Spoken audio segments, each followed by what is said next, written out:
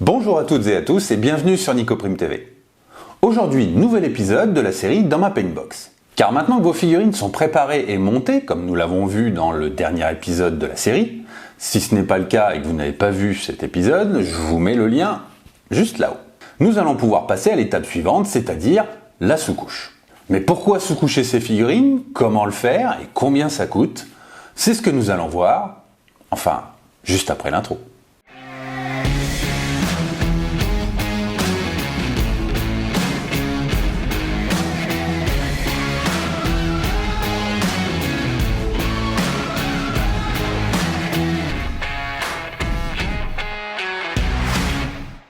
Aujourd'hui, je suis tout seul, tout simplement parce que Cyril est malade. Alors ne vous inquiétez pas, rien de grave, mais il ne pouvait du coup pas être présent avec moi aujourd'hui. Mais si Cyril était ici avec moi, il vous dirait exactement la même chose, c'est-à-dire que l'étape de la sous-couche est tout aussi importante que la préparation et le montage que nous avons vu la dernière fois. Parce que la sous-couche est la base sur laquelle vous allez construire tout le reste de la peinture de votre figurine. Et si cette base n'est pas solide, qu'elle n'est pas parfaite, forcément, vous aurez des problèmes à peindre votre figurine. Bien, avant d'aller plus loin, essayons de définir ce que c'est qu'une sous-couche ou un primer. Vous venez de constater que je n'ai pas utilisé que le mot sous-couche, mais que j'y ai ajouté le mot primer. Parce que c'est vrai que, quand on parle de peinture sur figurine, le terme de sous-couche, ainsi que beaucoup d'autres, sont utilisés de façon interchangeable, comme si c'était exactement la même chose. Donc vous entendrez peut-être parler occasionnellement de termes de undercoat, sous-couche, base, primer, etc., etc. Donc essayons d'y voir un petit peu plus clair et de comprendre ce qui différencie tous ces termes et les produits qui y sont associés. Précisons tout d'abord que ni les primers, les sous-couches, etc.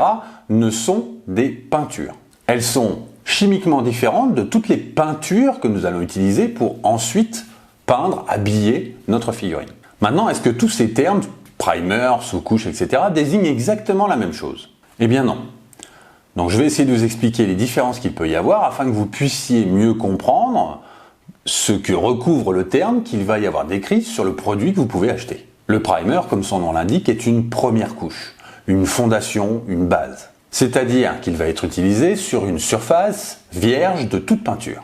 Alors que la sous-couche est, elle, appliquée normalement sur une première couche de peinture existante. Cependant, il faut savoir que les sous-couches intègrent dans leur formulation chimique un primer en plus d'une première couche de peinture. Donc la différence peut paraître subtile, mais elle existe. Disons pour faire simple qu'une sous-couche est composée de 2 épaisseurs, alors qu'un primer n'est composé que d'une épaisseur. Dans les deux cas, l'une de ces épaisseurs va servir à sceller de façon définitive les pores de la surface que vous désirez peindre. La vraie différence notable entre une sous-couche et un primer va venir justement de cette première couche de peinture. Parce qu'avec une sous-couche, vous allez pouvoir rester en l'état pendant des années. Et je sais bien que nous avons tous plus ou moins un stock de la honte qui traîne depuis un certain temps en attendant d'être peint. Je sais que vous voyez de quoi je parle. Dans le cas d'un primer qui n'a pas cette couche de peinture supplémentaire, la durée dans le temps va être moins bonne. Tout simplement parce que, comme il n'y a pas cette couche de peinture supplémentaire qui vient sceller complètement la surface, les propriétés chimiques de ce primer vont se détériorer au fur et à mesure du temps. Donc au final, sous-couche ou primer ou undercoat et base, peu importe, le travail préparatif va pouvoir se faire avec les deux produits. Par conséquent, si on met de côté le temps qu'on va pouvoir laisser nos figurines non peintes, tous les produits qui désignent des sous-couches, les undercoats, etc. et les primers, en fait remplissent exactement le même rôle. Et c'est pour ça qu'on utilise les différentes dénominations de façon assez interchangeable. Bien, maintenant que ceci est expliqué, voyons quels sont les avantages qu'il peut y avoir à utiliser une sous-couche. L'utilisation de la peinture spéciale que représente cette sous-couche va nous procurer 3 principaux avantages. Le premier avantage que cela nous fournit, c'est une accroche supérieure à la matière. Lorsque la sous-couche est déposée sur la surface de la figurine, elle va chimiquement créer un lien fort avec le plastique de la figurine. Et souvent un peu moins avec le métal ou la résine. Car elle contient des produits d'accroche qui contiennent une partie de solvant, souvent de l'acétone. Cela permet de faire légèrement fondre la surface plastique de la figurine et d'y sceller fortement la peinture au fur et à mesure de l'évaporation du solvant. En séchant, la couche d'accroche et la couche de peinture vont se mêler pour ne former qu'une seule couche qui présentera des aspérités microscopiques qui favoriseront la tenue de la peinture à venir. Le primer fonctionne à peu près de la même façon, mais sans faire fondre le plastique. À la place, il crée une sorte de film plastique qui va venir recouvrir votre figurine.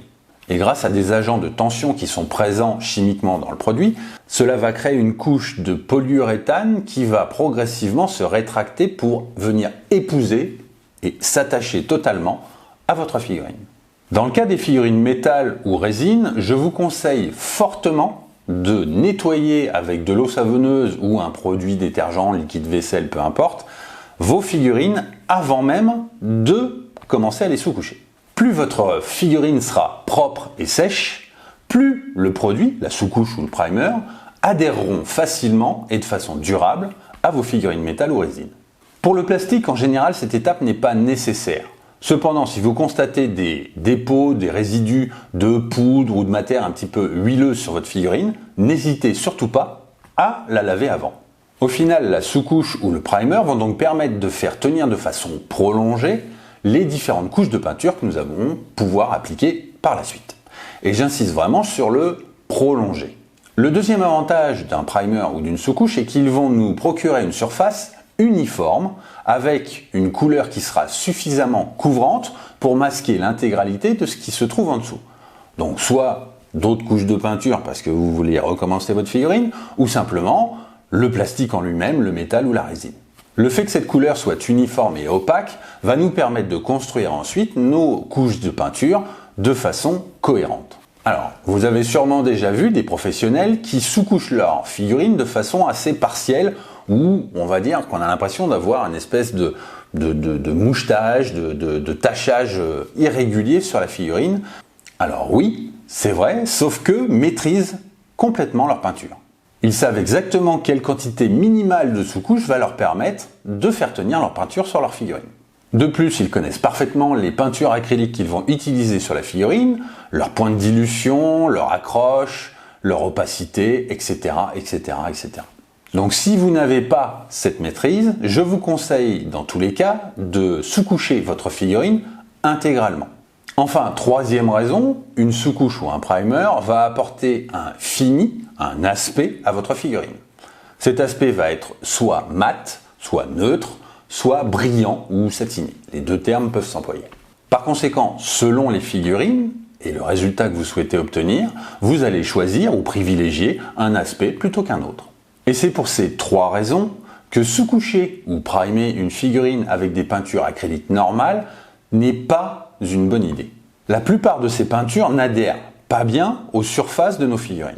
Par conséquent, si vous utilisez des peintures pour faire vos sous-couches ou vos primes, vous n'obtiendrez pas un résultat suffisamment qualitatif pour que soit votre peinture suivante accroche bien sur la figurine, soit qu'elle ne tienne pas suffisamment dans le temps, soit que vous n'obteniez pas un aspect fini ou un globalité de la figurine qui soit mate, brillante ou satinée.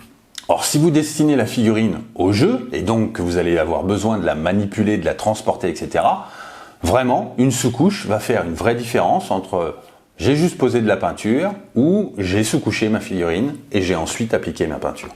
Dans tous les cas, sous-coucher sa figurine va la rendre plus facile à peindre. Donc pourquoi s'en priver? Voilà, nous venons de voir ce qu'est une sous-couche et pourquoi il faut l'utiliser. Maintenant, voyons tout simplement comment le faire. Pour sous-coucher une figurine, il existe trois méthodes. La première, au pinceau. La deuxième, avec une bombe ou un spray. Et la troisième, avec un outil spécial que l'on appelle l'aérographe. Donc juste avant de parler du comment, j'aimerais faire juste un petit aparté sur ces trois outils. Les pinceaux, de toute façon, effectivement, vous en avez. Les sprays sont vendus tels quels. L'aérographe. La solution d'utiliser un aérographe pour sous-coucher ces figurines peut paraître chère, vu le prix de l'appareil. Comptez entre 100 € pour des premiers modèles jusqu'à des 300, 500, 600 € pour des modèles beaucoup plus chers. Donc vous allez me dire que à ce prix-là, la sous-couche revient beaucoup plus cher. Alors oui et non. Utiliser un aéro pour sous-coucher une figurine peut effectivement revenir plus cher. Par contre, utiliser un aéro pour sous-coucher 200 figurines va être beaucoup moins cher, même si on inclut le prix de l'aérographe dans le total. Dans tous les cas, si vous débutez, je vous conseille pour l'instant de vous concentrer sur les deux premières méthodes. Enfin, on verra tout à l'heure. Sous-couchons donc au pinceau. Donc pour ça, nous allons utiliser des peintures base ou des peintures prime qui sont spécialement adaptées au pinceau. Bon alors, comment vous dire? Effectivement, techniquement, on peut sous-coucher ces figurines au pinceau. Mais honnêtement, je vous le déconseille fortement. L'avantage de faire une sous-couche au pinceau, fallait bien que j'en trouve une, c'est que c'est la méthode la plus accessible. Vous avez déjà de la peinture, vous avez déjà des pinceaux. Mais la liste des avantages s'arrête net ici. Par contre, la liste des inconvénients va être que vous allez obtenir des surfaces irrégulières, que vous allez devoir faire des passages de diverses couches sur votre figurine qui vont vous prendre énormément de temps à réaliser. De plus, la tenue dans le temps va être assez mauvaise et au final, tout ça est très long et complexe à réaliser pour un rendu qui n'est vraiment pas top. Si vous voulez vraiment réaliser vos sous-couches au pinceau, je vous conseille tout d'abord de vous assurer que votre figurine est parfaitement propre, qu'il n'y ait aucune scorie, poudre, huile, etc. de présente sur la surface. Donc même si c'est du plastique, lavez-la et séchez-la de façon à ce qu'elle soit nickel. Deuxièmement, appliquez plusieurs fines couches sur votre figurine de façon à éviter de masquer l'ensemble des détails. Et ce, même si vous avez l'impression que les premières couches n'accrochent pas ou ne montrent rien sur la figurine. Laissez toujours bien sécher les couches avant d'en appliquer une autre. Et sachez que certaines couleurs nécessiteront un nombre de couches encore plus important qu'avec d'autres. Mais encore une fois, soyons bien clairs, je vous déconseille la méthode de la sous-couche au pinceau. Passons maintenant aux bombes. Premier avantage, c'est que leur formule chimique est spécialement conçue pour nos figurines. Deuxième avantage, cela va vous assurer une couche parfaitement uniforme sur la figurine. Troisième avantage, la gamme de couleurs qui est disponible. Et enfin, quatrième avantage, sa facilité et sa simplicité d'utilisation. Au final, la sous-couche obtenue avec une bombe sera aussi celle qui est la plus résistante à la manipulation. L'inconvénient par contre, c'est que c'est sans doute la méthode la plus chère pour sous-coucher vos figurines. Enfin, troisième méthode, l'aéro. Le premier avantage de sous-coucher nos produits à l'aérographe est que c'est la solution la plus rentable, économiquement, celle qui a le meilleur rapport qualité-prix. Parce que nous avons le choix dans la diversité des couleurs que nous pouvons utiliser. Nous allons même pouvoir réaliser des sous-couches multicolores avec précision. Et le rendu sera totalement uniforme par rapport à une couche faite au pinceau. L'inconvénient, c'est qu'en termes de durabilité et de résistance à la manipulation, on est assez proche de quelque chose au pinceau. De plus, il faut savoir que pour l'aérographe, vous n'allez trouver que des produits de primer, aucun produit de sous-couche comme nous l'avons expliqué au début de la vidéo. Maintenant, pour tous ces produits, est-ce qu'il y a un temps de séchage et est-ce qu'il est important de le respecter? Alors oui, il y a un temps de séchage et il est important de le respecter. Maintenant, ce n'est pas une science exacte. Sur l'ensemble de ces produits, vous allez retrouver des indications qui vous disent que vous devez laisser sécher votre sous-couche un temps X. Ce sont des durées maximum dans des conditions climatiques qui ne sont pas forcément optimum. Mais retenez juste que vous devez de toute façon laisser sécher et laisser travailler les produits chimiques pour qu'ils fassent effet. Donc surtout, n'attaquez pas la peinture de votre figurine quelques minutes après l'avoir sous-couchée. En règle générale, je dirais qu'un minimum d'une demi-heure suffit pour pouvoir commencer à peindre votre figurine. Mais attention, dans certains cas, cette demi-heure ne sera pas suffisante. Et encore une fois, les conditions climatiques peuvent faire varier cette durée énormément. S'il fait très chaud et sec, cela va aller beaucoup plus vite que s'il fait froid et humide. Que ce soit à cause du temps d'évaporation, si vous utilisez de l'eau avec vos peintures au pinceau, que ce soit le temps d'évaporation des produits chimiques ou de l'acétone qui fasse effet sur vos figurines avec une sous-couche, ou que ce soit le temps de rétractation du film polyuréthane sur vos figurines avec de l'aéro. Donc ne soyez pas trop pressés de peindre vos figurines et respectez un minimum les temps qui sont indiqués sur vos produits. Parlons un peu maintenant du temps nécessaire pour sous-coucher nos figurines. Si on utilise la technique pinceau, je dirais qu'il faut à peu près une demi-heure, une heure pour sous-coucher une figurine. En utilisant une bombe, on est sur l'ordre de quelques secondes pour la sous-coucher. Et à l'aérographe, on va dire que le plus long c'est de le sortir et de le nettoyer à la fin, mais sinon ça prend 1 ou 2 minutes pour sous-coucher une figurine. Y a-t-il un intérêt à utiliser des couleurs pour réaliser nos sous-couches? Alors comme ces sous-couches sont disponibles dans plusieurs coloris en plus du noir, du blanc et du gris, ou des gris, quel peut être l'intérêt d'utiliser une sous-couche colorée? Dans leur grande majorité, ces sous-couches colorées sont exactement les mêmes produits que ceux qu'on va retrouver en noir et en blanc, nos différentes sous-couches ou primers. Donc qu'elles soient rouge, verte, bleu, jaune ou tout ce que vous voulez, ce sont les mêmes produits avec les mêmes caractéristiques chimiques. La seule vraie différence va être le pigment ou la pigmentation, la coloration que peuvent avoir les différentes premières couches de peinture. Et c'est cette pigmentation qui, même au sein d'une même marque, va créer des différences de texture ou de finition entre les divers produits. À l'usage, j'ai même trouvé que certaines sous-couches avaient une granulosité que n'avait pas le même produit en noir ou en blanc. Donc à vous de voir selon les marques si la texture ou le rendu final coloré vous correspond ou pas. En tout cas, le fait d'utiliser une sous-couche en couleur va uniquement vous permettre de gagner du temps sur la première couche de base de votre figurine. Par exemple, si vous devez sous-coucher un bonhomme en rouge parce que vous le destinez à le peindre quasiment totalement en rouge, effectivement, cette première couche peut vous faire gagner du temps. Mais rappelez-vous aussi que si vous le faites avec un primer, il va falloir de toute façon passer une première couche de peinture par-dessus pour finir de sceller complètement la figurine. Il arrive aussi que l'on mélange ces différents types de sous-couches sur une même figurine de façon à créer ce que l'on appelle une sous-couche zénitale. Si vous ne connaissez pas le terme zénital, je vais vous expliquer à quoi correspond ce type de sous-couche. Pour faire simple, on va utiliser 2 couleurs, de préférence contrastées. Si vous prenez un rouge moyen et un rouge clair, vous n'allez pas obtenir le zénital. Par contre, si vous prenez un noir et un blanc, vous allez pouvoir obtenir cet effet zénital. Techniquement, donc, on commence par sous-coucher notre figurine intégralement avec notre première couleur et on vient créer des endroits de lumière avec une deuxième couche dans une couleur beaucoup plus claire. La technique principale du zénital consiste à diriger ou à propager le second jet de sous-couche dans un angle bien précis. Cet angle va matérialiser sur la figurine l'arrivée de la lumière sur le modèle.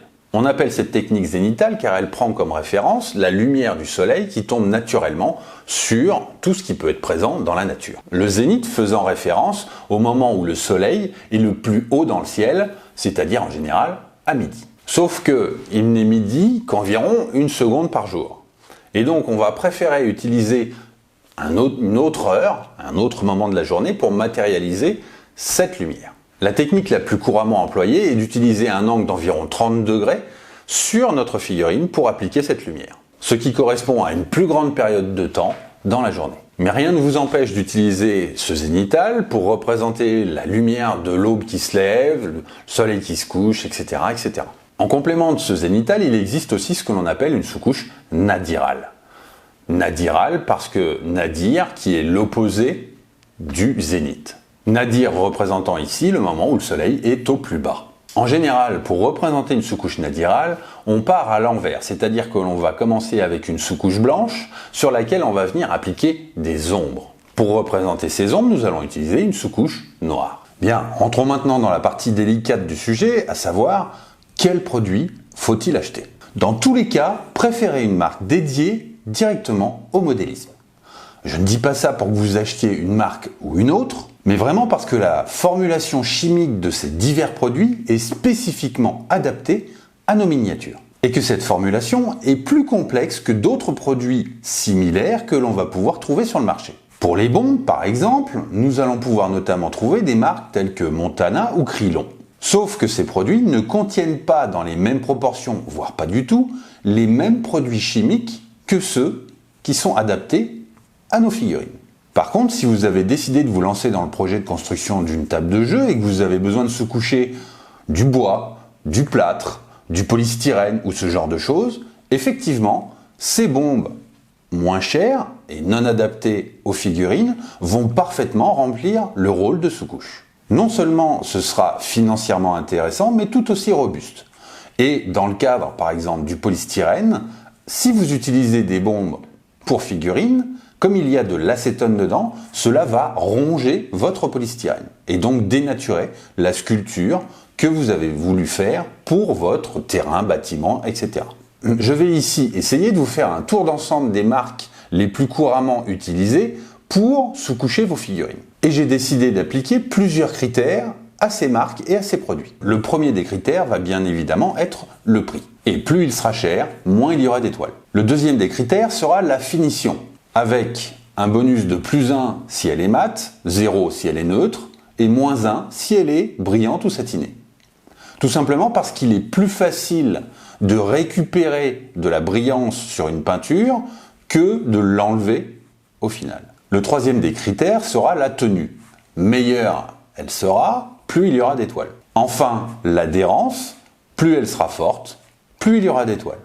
Je précise que pour ce comparatif, j'ai utilisé comme produit le noir, simplement parce qu'il est présent dans toutes les gammes, et qu'en plus, à titre personnel, c'est la sous-couche que je préfère. Pour comparer les pots base ou primer que l'on va pouvoir utiliser au pinceau, j'ai comparé Games Workshop, Tamiya, Vallejo et Scale 75. On voit au vu du tableau comparatif que ceux qui s'en sortent le mieux sont Vallejo et Scale 75. Et tout spécifiquement la Scale 75 car c'est à peu près la seule qui va nous donner un rendu vraiment mat sur nos figurines.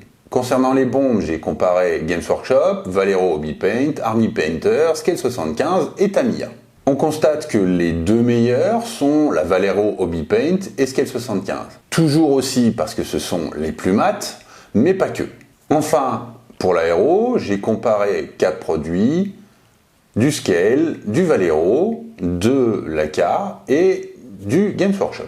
On constate que celle qui s'en tire le mieux, c'est quand même la Scale 75, toujours à cause de l'aspect mat, mais pas que. On voit tout de même que la Vallejo et la MIG sont juste derrière. Et à titre personnel, Cyril, lui, préfère la MIG. Maintenant, voyons concrètement comment faire pour appliquer nos sous-couches sur nos figurines. Et voyons aussi surtout comment ne pas faire. Avec cette figurine, je vais vous montrer, et donc à l'aide d'une Chaos Black classique de chez Games, comment faire. Donc une fois que j'ai bien secoué ma sous-couche, je vais vérifier que j'arrive à la faire fonctionner. Tout va bien. Je vais ensuite incliner ma figurine pour viser à 45 degrés sous la figurine. Et donc, en me mettant à peu près à 20 cm, avec de petites pressions courtes, je vais faire tourner ma figurine et ainsi choper comme ça toute la partie basse de la figurine. Si j'approche, on voit que la sous-couche est incomplète, mais par contre, tout le dessous de la figurine est bien fait et le haut n'a rien. J'incline maintenant ma figurine dans l'autre sens, c'est-à-dire à 45 degrés vers le haut, et je répète ma technique en pulvérisant comme ça par petits à-coups. Et voilà, en quelques secondes, ma figurine est entièrement sous-couchée, il n'y a pas de zone dans laquelle il n'y a pas de peinture, et il me reste juste à laisser sécher cette figurine. Je vais vous montrer maintenant ce qu'il ne faut pas faire. Donc là, vous voyez que j'ai une figurine qui est partiellement sous-couchée, mais non, ce qu'il ne faut pas faire, c'est rester trop proche et surtout appuyer trop longtemps. Donc si je fais ça, là, vous pouvez être sûr que le visage du Marines, on ne le voit plus. Et on ne le verra plus jamais. Même quand ça sera sec. Il ne faut pas non plus se mettre trop loin de la figurine. Parce que là, on va obtenir un effet, même avec petite pulvérisation, poudreux. D'accord ? Et bien évidemment non plus, pas se mettre trop près.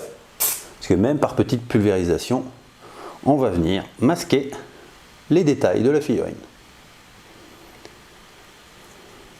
Je vais vous montrer maintenant la différence avec une Hobby Paint Vallejo, avec le diffuseur de précision. En termes de traits, c'est beaucoup plus fin. Et donc si j'applique ça sur ma figurine, mettons sur le dos, je vais pouvoir être capable d'aller sniper, même en m'approchant et en appuyant doucement, de pouvoir faire des tout petits jets, même en ayant été très proche de la figurine, ne pas avoir cet effet qui va boucher la sculpture. Je vais maintenant réaliser un zénithal avec une bombe de Gressier. Si possible, restez dans la même marque que la sous-couche de la figurine. Ça évitera de mélanger des produits chimiques qui ne sont pas forcément faits pour aller l'un avec l'autre. Donc je vais me placer à environ 30 degrés à 20 cm à peu près de ma figurine et je vais doucement lui donner un petit pchit pour générer la lumière. Je vais ensuite doucement faire tourner légèrement, que ça soit plus doux. Et voilà, j'ai donc obtenu un zénithal sur ma figurine de façon très simple. Je vais vous montrer maintenant ce que ça donne si on le fait avec l'embout de précision de chez Hobby Paint. Je la reprends dans le même angle.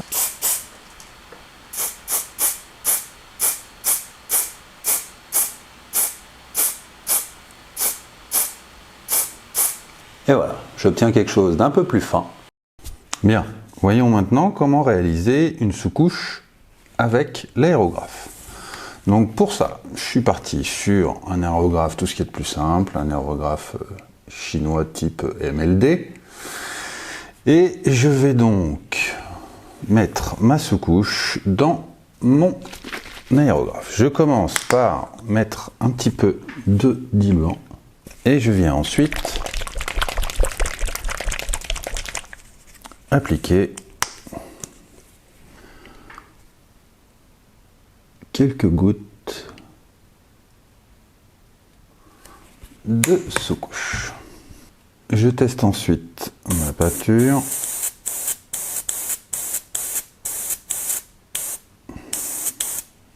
C'est bon. Je vais donc venir ensuite sur ma figurine et je vais doucement et progressivement passer mes différentes couches .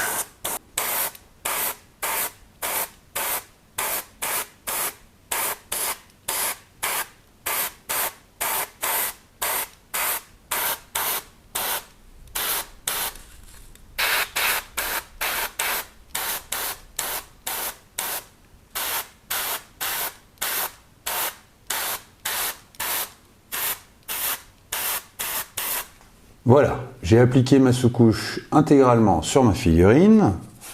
Et si je compare par rapport au résultat d'une bombe Games Workshop, on est bien d'accord, je suis beaucoup plus mat.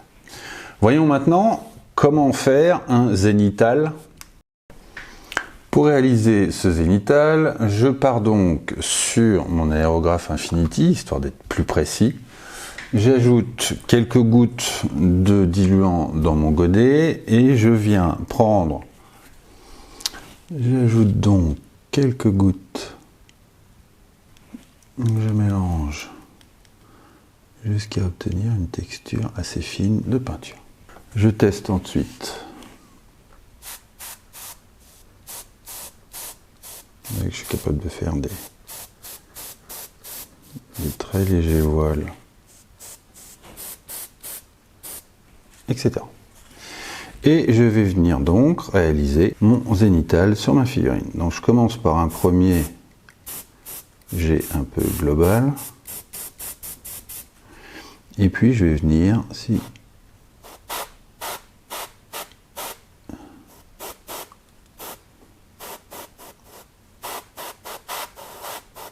très doucement, progressivement, apporter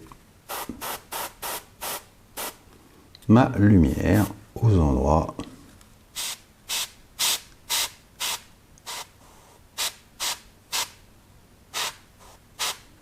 que je souhaite mettre en avant.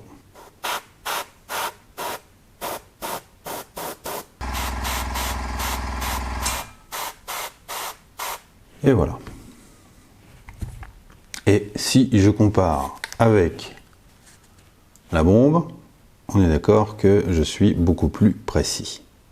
Voilà. En plus, je suis pas très bon à l'aéro, donc forcément, on peut sûrement faire beaucoup mieux et plus précis que ça encore. Donc pour résumer, voici ce qu'il ne faut pas faire avec la sous-couche en bombe.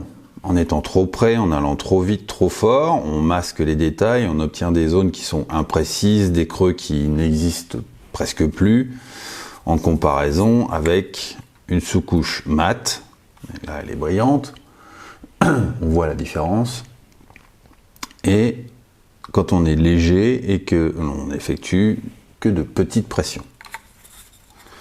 Quand on fait le zénithal à la bombe, on obtient quelque chose de doux, mais général.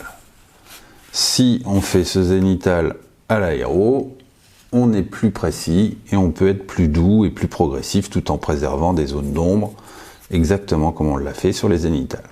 On constate aussi que le côté mat à l'aéro est un petit peu plus mat. Voilà, on a fait le tour de l'ensemble de ce que je voulais vous montrer sur la sous-couche. Et donc, on va pouvoir conclure. Bien, cette vidéo est maintenant terminée et comme vous vous en doutez un petit peu, il va être l'heure de célébrer cette fin d'année. Si vous vous rendez dans la section communauté de la chaîne, vous vous rendrez compte que j'y ai mis un petit post qui vous invite à me laisser toutes les questions que vous souhaitez.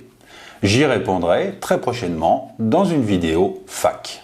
De même, pour que l'année commence bien, la société Paints & Games, notre partenaire, a décidé d'offrir 5% de remise supplémentaire à l'ensemble des personnes qui me soutiennent sur Tipeee. Donc merci beaucoup à toi Sébastien. Par ce geste, il a voulu tout simplement remercier les tipeurs qui me soutiennent. De même, en janvier et en février, j'organise dans le studio des figostages qui durent un week-end et qui ont divers thèmes. Le premier va être sur du Star Wars et va expliquer aux participants comment faire du speed painting et comment passer plus loin et obtenir de meilleurs résultats que ce speed painting. Le deuxième sera centré sur Super Fantasy Brawl et aura pour objectif d'obtenir le meilleur rendu possible sur ces figurines. Le troisième a pour thème le grimdark et le steampunk, et pour ça on va utiliser une figurine de 75 mm de la gamme de chez Scale 75. Mais comme Noël ne serait pas vraiment Noël sans un cadeau, la société Paints & Games a décidé de mettre en jeu aujourd'hui un bon d'achat de 50 € sur la boutique. Donc si vous souhaitez participer au tirage au sort pour gagner ce bon, inscrivez simplement en commentaire « Vive Noël ». Pour terminer, Cyril et moi, même s'il n'est pas là, Cyril et moi, nous vous souhaitons les meilleures fêtes de fin d'année possibles et de se retrouver très vite en 2021. Comme d'habitude, si cette vidéo vous a plu, n'hésitez pas à laisser le petit pouce bleu qui va bien dessus, à vous abonner à la chaîne si ce n'est pas déjà fait, à activer la cloche de façon à être prévenu des prochaines sorties de vidéos. De même, si vous souhaitez soutenir la chaîne et avoir au passage 5% supplémentaires sur la boutique Paints & Games, n'hésitez pas à nous soutenir sur Tipeee, vous trouverez le lien en description. Donc à très bientôt pour une année 2021 qui sera, j'en suis certain, bien meilleure que 2020. Donc, à bientôt et merci.